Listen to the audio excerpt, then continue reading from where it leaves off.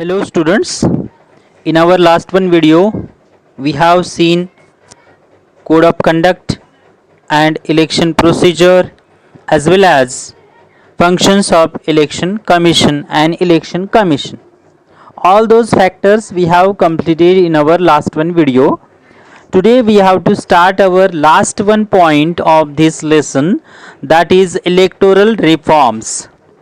Electoral reforms. In this point we are going to study the importance of electoral reforms.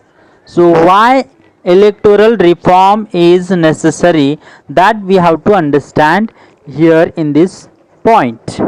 Actually, election procedure is essential for democracy.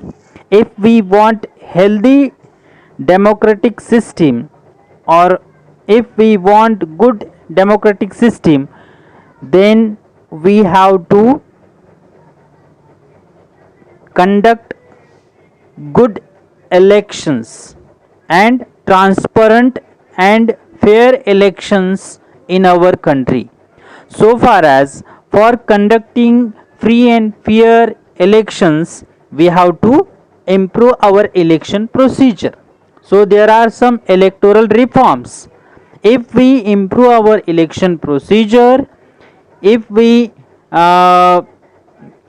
create transparency in our electoral procedure, then and then only we can create healthiness in our democracy. मतलब democratic system को healthy बनाने के लिए electoral reforms होना ज़रूरी है, क्योंकि जैसे जैसे टाइम चेंज होता है वैसे वैसे जो इलेक्शन प्रोसीजर होती है उसमें भी चेंजेस आने ज़रूरी होते हैं, क्योंकि मॉडर्नाइजेशन के कारण हमें आज के मीन्स यूज़ करने होंगे। आज की जो मॉडर्न मीन्स है उसका इस्तेमाल हमें इलेक्शन प्रोसीजर में करना ज़रूरी है, और इलेक्शन प्रोसीजर जो है वो ट्रांसपेरेंट और अच्छी तरीके से हमें कंडक्ट करना ज़रूरी है, क्योंकि इलेक्शन समझो हमारे कंट्री में अच्छी तरीके से कंडक्ट किया गया तभी हम हमारे डेमोक्रेटिक सिस्टम को अच्छी तरीके से नर्चर कर सकते हैं। तो इसके लिए कुछ यहाँ पे इम्प्रूवमेंट्स किए हैं, कुछ सुझाव यहाँ पे दिए गए हैं, वो हम यहाँ पे देखने वाले हैं। तो फर्स्ट वन है to increase participation of women in politics. Here in this point, that in election procedure we have to increase the participation of women. We have to give more and more chance to women in political activities. That should be in political activities means they have to contest election on local level as well as on district level, on tahsil level. So with the help of such type of conducting elections, they would get chance. So their participation should be increased up to 50% in political activities. मतलब यहाँ पे महिलाओं का जो सहभाग है, उनका जो पार्टिसिपेशन है वो ज़्यादा से ज़्यादा हमें बढ़ाने की कोशिश करनी चाहिए।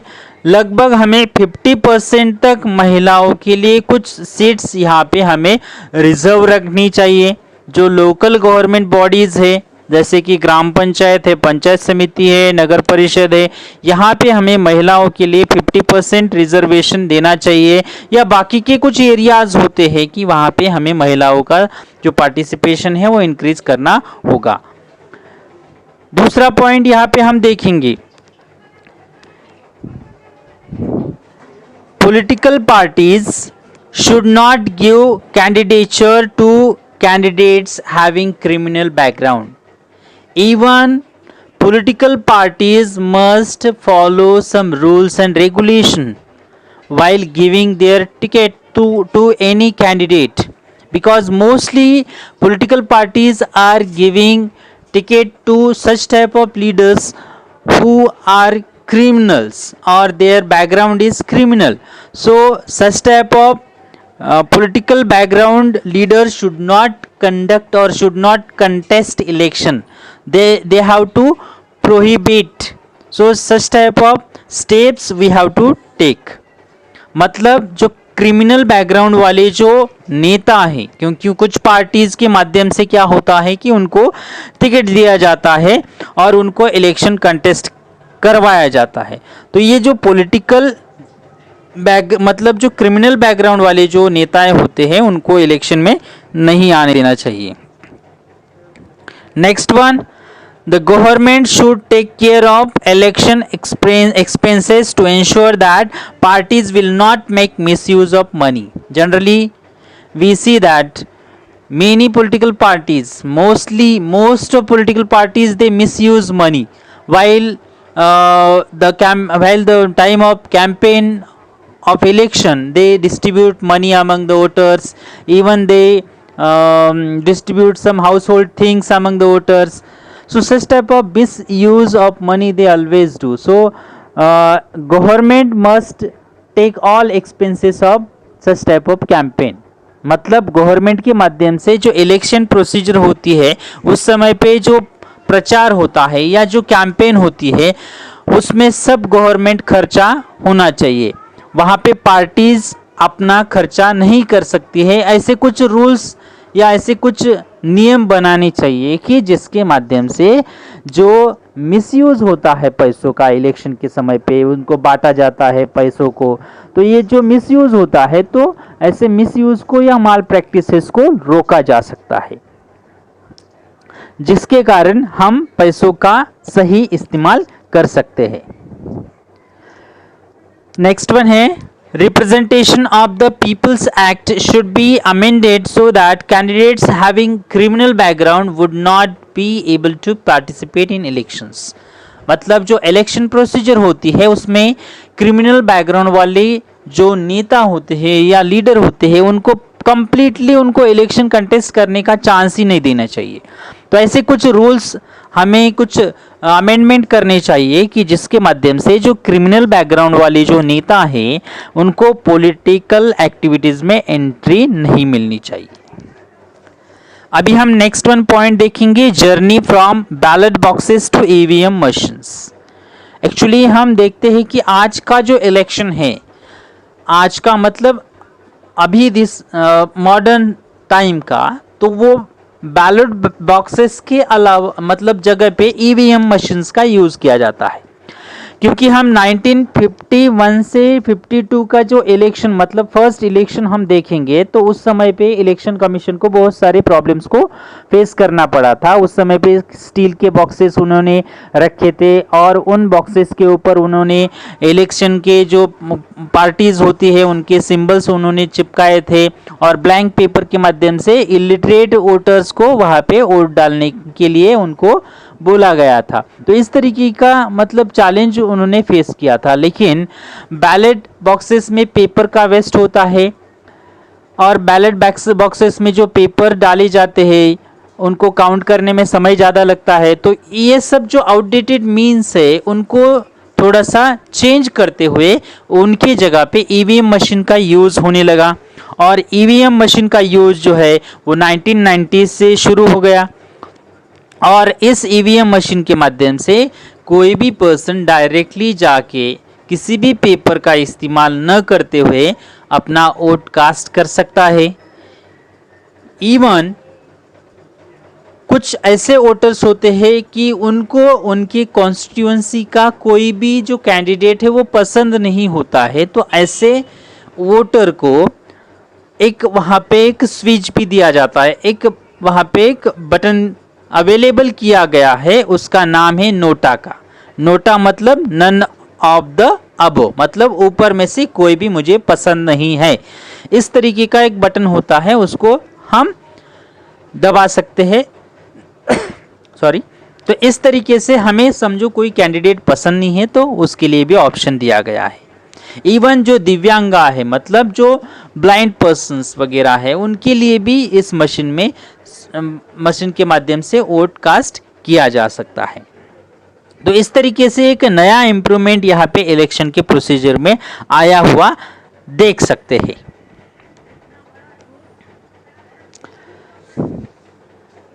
Now we will see kinds of elections. Actually there are three kinds of elections. अब इलेक्शन तीन प्रकार के हैं, एक general elections, mid term elections and by elections. First of all we will understand general elections. General elections will be conducted after completing a particular tenure of any party or any government।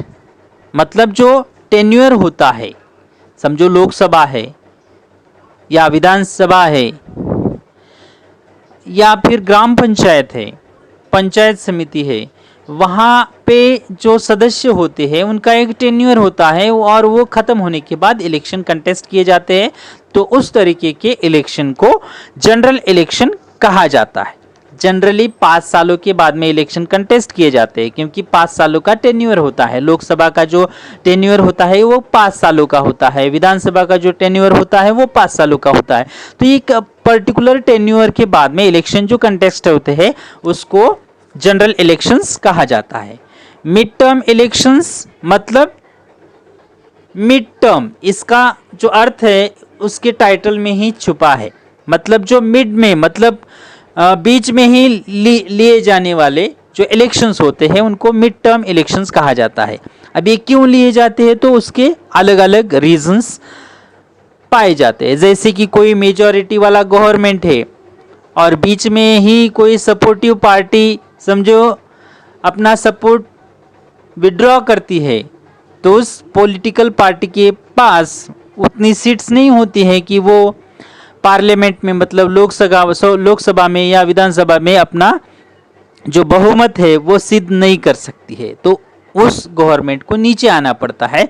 तो उस समय पे जो election लिए जाते हैं उस election को मिड टर्म इलेक्शंस कहा जाता है। मतलब बीच में ही, मतलब टेन्यूअर खत्म होने के पहले ही इलेक्शन लिए जाते हैं, ऐसे इलेक्शंस को मिड टर्म इलेक्शंस कहा जाता है। बाय इलेक्शंस, अभी नेक्स्ट वन है